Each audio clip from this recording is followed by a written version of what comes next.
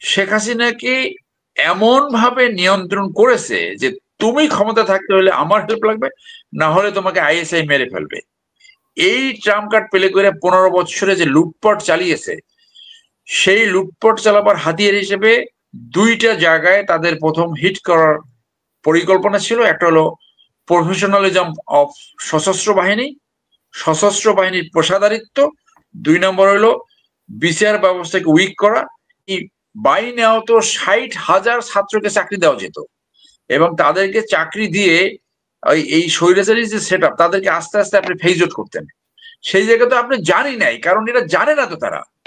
হুম। যে দেশে এত গরিব মানুষ, এত আমাদের পার ক্যাপিটা ইনকাম মাত্র 2,000 টাকা, সিঙ্গাপুরে আপনার 1.5 লক্ষ টাকা পার ক্যাপিটা ইনকাম। দেখা, from fisherman island to first world. সেই নেতৃত্ব কোথায়? খালি খাওয়া দাওয়া মানে একটা জাতি হিসেবে একটা মানে একটা মানে একটা অভিশপ্ত জাতি হিসেবে আমরা আবির্ভূত হচ্ছি। দেখুন, যে অফিসারটা পালিয়েছিল, এইটা তো আরবিতে অ্যাবসেন্ট উইদাউট লিভ। অফিসার হিসেবে যদি 7 দিনও অ্যাবসেন্ট থাকে, তাহলেও তার চাকরি থাকার কথা না। তো যদি আপনার কথা মতন যদি এই 150 দিন অ্যাবসেন্ট থাকার পরে তার তো জয়েন করার প্রশ্নই আসে না।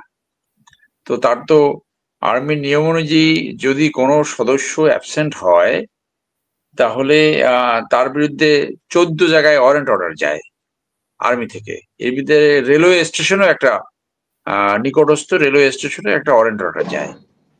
এটা অফিসারের ক্ষেত্রে তো আরো সিরিয়াসলি দেখা হয়। কিন্তু গত 15 বছরে এই আর্মির কিছু অংশ প্রত্যেকেই তাদের আওয়ামী লীগের মানে শেখ মুজিবের চেয়ে বেশি আওয়ামী লীগ হওয়ার একটা প্রবণতা দেখা গেছে। এবং আরেকটা প্রবণতা ছিল যে ইন্ডিয়ার সাথে কার কানেকশন আছে। সো দুইটা জিনিস, যে আওয়ামী লীগের সাথে কার কানেকশন এবং ইন্ডিয়ার সাথে কার কানেকশন, এখানে প্রফেশনালিজম, সততা, যোগ্যতা, এইটা অনেকটা যে মূল্যায়ন, এটা অনেকটা কমে গিয়েছিল। তো দুইটা জিনিস খুব মূল্যায়িত হয়েছে। এইটাই ইন্ডিয়ার রয়ের প্ল্যান ছিল। সো দুইটা জিনিস মূল্যায়িত হয়েছে, যে আওয়ামী লীগ ঘটনা কিনা, এইটা তো আলোচনা অনেকবার হয়েছে। যে আওয়ামী লীগের সময় যাদেরকে চাকরি দিয়েছে, যাদের চাকরি হয়েছে, তাদের ওই ভাষায় বলে যে CS R S S A খতিয়ান চেক করে, অর্থাৎ তার ব্যাকগ্রাউন্ড চেক করে, যে তাদের ফ্যামিলিতে কেউ বিএনপি বা জামাত ঘরানার কেউ আছে কিনা, এইরকম তাদেরকে পুলিশ ক্লিয়ারেন্স দেওয়া হয় নাই, তাদেরকে চাকরি হয়নি। আমি একটা উদাহরণ সব বলতে পারি। আমাদের এক কলিগ, খুবই আপন আপন মানুষ আমাদের, ইমরান স্যার এবং আমার, 13 লং কোর্সের মেজর নিয়াজ আহমেদ জাবের, সে বিএনপির পাথরঘাটা উপজেলার সভাপতি ছিল। তার ভাই একজন ইঞ্জিনিয়ার, সে রাজনীতি করে না। সেই মেজর জাবেরের ছেলের আইসিসবি কোয়ালিফাইড হওয়ার পরেও তার ক্লিয়ারেন্স হয় নাই, তার চাকরি হয়নি সেনাবাহিনীতে। অথচ আর্মি অফিসারদের ছেলেরা যদি আইসিসবি কোয়ালিফাই করে, তারা মানে এক ধরনের কি বলবো, যে এখান থেকে কোনোভাবে বাদ দেওয়ার সুযোগ থাকে না।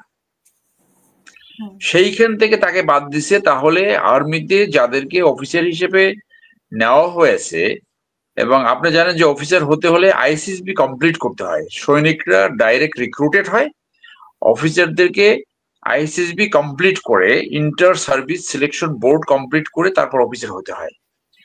তো সেইখানে ইন্ডিয়ার পলিসি এটা ছিল, রয়ের পলিসি, যে বাংলাদেশকে যেভাবে তারা পেতে চেয়েছিল, 70 অনের তথাকথিত বাংলাদেশের মুক্তিযুদ্ধের সমর্থনের যে মূল উদ্দেশ্য ছিল, অনেকবার বলেছি, প্রসঙ্গে আবারও বলতে হয়, যে পাকিস্তানকে ডিভাইড করে একটা রিজনাল পাওয়ার সৃষ্টি করা, হওয়ার চেষ্টা করা। আর একটা হলো তাদের ডিফেন্স স্পেন্ডিং কমানো, কারণ তখন ইস্টার্ন সাইডে তাদের ডেপ্লয়মেন্ট তখন লাগে না। এইটা ছিল তাদের মূল উদ্দেশ্য। আর বাংলাদেশের 3 নম্বর উদ্দেশ্য ছিল ভুটানের মতো একটা সরকার ব্যবস্থা সৃষ্টি করা। ভুটানের মতো সরকার ব্যবস্থা সৃষ্টি করতে হলে এমন একটা ডিপেন্ডেন্সি সিন্ড্রোম তাদেরকে সৃষ্টি করতে হয়, যে ক্ষমতায় থাকার জন্য ইন্ডিয়ার উপরে ডিপেন্ডেন্ট হবে। আপনাদের নিশ্চয়ই মনে আছে যে শেখ মুজিবুর রহমান সাহেব 1973 সালের শুরুতেই বুঝে গেছিল শুধু ইন্ডিয়ার সাথে সম্পর্ক রাখলে বাংলাদেশ ডেভেলপমেন্ট হবে না। তখনই কিন্তু সে মুসলিম ওয়ার্ল্ডের দিকে ধাবিত হয়েছিল। সেই ফলশ্রুতিতে 1974 সালে সে পাকিস্তানের ওয়াইসি মিটিং এ জয়েন করেছিল এই ইন্ডিয়ান বাধা উপেক্ষা করে, এবং ভুট্টোকে দাওয়াত দিয়েছিল before Pakistan recognise Bangladesh. So ওই সময় সেটা পারে নাই। এই 2009-এর পরে এই শেখ হাসিনার দিকে ইন্ডিয়া বাংলাদেশকে দিয়ে যেটা রিসিভ করতে চেয়েছিল অলমোস্ট সেটা করে ফেলেছিল। অর্থাৎ এখানে গণতন্ত্র থাকবে না, সুশাসন থাকবে না, ন্যায় বিচার থাকবে না, ন্যায্যতা থাকবে না, একটা দলই থাকবে। ক্ষমতা থাকতে হলে ইন্ডিয়ার উপরে ডিপেন্ড করতে হবে, এবং ইন্ডিয়া সেই কার্ড প্লে করে বাংলাদেশকে তাদের একটা প্রভিন্স হিসেবে ট্রিট করবে। এখানে আইজিপি কি হবে, এখানে সেনাপ্রধান কি হবে, এখানে বিজেপি প্রধান কি হবে, মাদ্রাসা বোর্ডের চেয়ারম্যান কি হবে, সবকিছু তারা ডিকটেট করেছে। এই জায়গায় আওয়ামী লীগকে নিয়ে গেছিল। ফলশ্রুতিতে যা হবার তাই হয়েছে। কি সেটা? কোন স্বৈরাচারী সরকার কখনই টিকে থাকতে পারে নাই। ফেরাউন থেকে শুরু করে আপনার বাশার আল আসাদ পর্যন্ত পতন হয়। এইটাই স্বৈরতান্ত্রিক ক্ষেত্রে একমাত্র সত্য। শেখ হাসিনা নিজে ঘোষণা করেছিল তার কখনো পতন হবে না, কারণ ইন্ডিয়া তাকে সেই আইডিয়া দিয়েছিল। এই ইন্ডিয়ার যে তথাকথিত র, আমি তথাকথিত এই কারণে বললাম, এইটা একটা সন্ত্রাসী সংগঠন। এইটা একটা রিজনাল পিস এন্ড হারমোনি নষ্ট করার একটা সন্ত্রাসী সংগঠন, যারা কানাডাতে যেয়ে স্বাধীনতাকামী ফিলিস্তিনিকে একজনকে হত্যা করেছে, আমেরিকাকে একজনকে হত্যা করতে গিয়েছিল, সেটা তারা পারেনি। সেইটা শুধু তারা বাংলাদেশে পেরেছে, এবং শেখ হাসিনাকে এমন ভাবে নিয়ন্ত্রণ করেছে যে তুমি ক্ষমতা থাকতে হলে আমার হেল্প লাগবে, না হলে তোমাকে আইএসআই মেরে ফেলবে। এই ট্রাম্প কার্ড প্লে করে 15 বছরে যে লুটপাট চালিয়েছে, সেই লুটপাট চালাবার হাতিয়ার হিসেবে দুইটা জায়গায় তাদের প্রথম হিট করার পরিকল্পনা ছিল। একটা হলো প্রফেশনালিজম অফ সশস্ত্র বাহিনীর পেশাদারিত্ব। 2 নম্বর হলো বিচার ব্যবস্থাকে উইক করা, এবং তারপরেই বাংলাদেশের অর্থনীতি, শিক্ষা ব্যবস্থা সহ সমস্ত সিস্টেমকে ধ্বংস করা। এবং সেইটা তারা সাকসেসফুলি পেরেছে। বাংলাদেশের মতো এইরকম পরিস্থিতি পৃথিবীর কম দেশে সৃষ্টি হয়েছে যে সমস্ত সিস্টেম ভেঙে পড়েছে, অর্থাৎ একটা ডিসফাংশনাল স্টেট হয়েছিল। সেইখান থেকে ঘুরে দাঁড়ানো কিন্তু এত সহজ নয়। তো সেই জায়গার হিসেবে যাদেরকে গত 15 বছরে চাকরি দিয়েছে, এইখানে যারা চাকরি পর যোগ্য তারা চাকরি পায় না, চাকরি পেয়েছে আওয়ামী লীগ ঘরানার লোকজন। ওই অফিসার ওই ঘরনের একজন, এবং সেই কারণে সে পালিয়ে গেছে। তাদের জনগণের স্বার্থ, দেশের স্বার্থের উপরে কখনোই কোনো ছিল না, কোনো কমিটমেন্ট ছিল না। আওয়ামী লীগের স্বার্থ, এবং অনেকেই আওয়ামী লীগের ক্যাডার হিসেবে কাজ করেছে। সেই জন্য আমরা বলছি যে হাসিনাকে পায়ে ছুঁয়ে সালাম করা, এবং তার মধ্যে একজন হচ্ছে মেজর সাদিকের শ্বশুর। হ্যাঁ, আমি ওই অফিসারকে খুব ভালো করে চিনি। আমি 18 লং কোর্সের অফিসার, ওই অফিসার 20 লং কোর্সের অফিসার। এবং যারা বলা হয়ে থাকে সেই সময় যারা ব্রিগেডিয়ার এন্ড অ্যাবভ প্রমোটেড হয়েছে, তারা কেউ ওই লয়ালিটি টেস্ট, যে আওয়ামী লীগের লয়ালিটি টেস্ট ব্যতীত হয়েছে বলে কেউই মনে করে না। এখন অনেকে হয়তো বাধ্য হয়েছে, এর ভিতরে অনেক প্রফেশনাল অফিসার, কিন্তু মূল টেস্টটা ছিল লয়ালিটি টেস্ট এবং ক্লিয়ারেন্স ফ্রম ইন্ডিয়া। তো আমরা তো সেই রিফর্মস গুলো হয়নি, যার জন্য ব্যর্থতার বহুত ফ্যাক্টরস আছে। এইটা একটা ফ্যাক্টর। সেই জন্য যে স্বৈরতান্ত্রিকতার যে সেট আপ, সেটা তো 80 থেকে 90% এখনো ইনট্যাক্ট। ইমরান স্যার যেটা বললো, আমি তো একাধিক আলোচনায় বলছি যে বাংলাদেশে শিক্ষিত জনগোষ্ঠীর বেকারত্বের হার 12%, এবং ইন্ডিয়া খাতা আন্দোলন নামে আমরা একটা সংগঠন করে আমরা দেখিয়েছি যে বাংলাদেশে প্রায় কম বেশি 15 লক্ষ ইন্ডিয়ানরা এখানে অবৈধভাবে কাজ করেছে। তো যেখানে আমাদের বেকারত্বের হার 12% শিক্ষিত জনগোষ্ঠীর পর, তাদেরকে আজকে চাকরি দিলে না, এই বাই নেওয়া তো 60,000 ছাত্রকে চাকরি দেওয়া যেত, এবং তাদেরকে চাকরি দিয়ে এই স্বৈরাচারী যে সেট আপ, তাদেরকে আস্তে আস্তে আপনি ফেজ আউট করতেন। সেই জায়গা তো আপনি জানি নাই, কারণ এটা জানে না তো। তারা জানবে কিভাবে? কিভাবে করে আপনার আপদকালীন সময়, যুদ্ধকালীন সময় শর্ট সার্ভিস কমিশন দেওয়া হয়, 4 সপ্তাহ ট্রেনিং করে অন জব ট্রেনিং করানো হয়, তারপরে তাদেরকে অফিসার বানানো হয়। তো এখানে তো 4 সপ্তাহ ট্রেনিং দিয়ে অন জব ট্রেনিং করে প্রত্যেকটা সংস্থায়, আপনি প্রশাসন বলেন, এই এনবিআর বলেন, ট্যাক্সেশন বলেন, পুলিশ বলেন, আপনার যতগুলো ক্যাডার্স রয়েছে including military, arm forces and BJP, সেখানে তো আপনি জানি না, এটা তো একটা চরম ব্যর্থতা।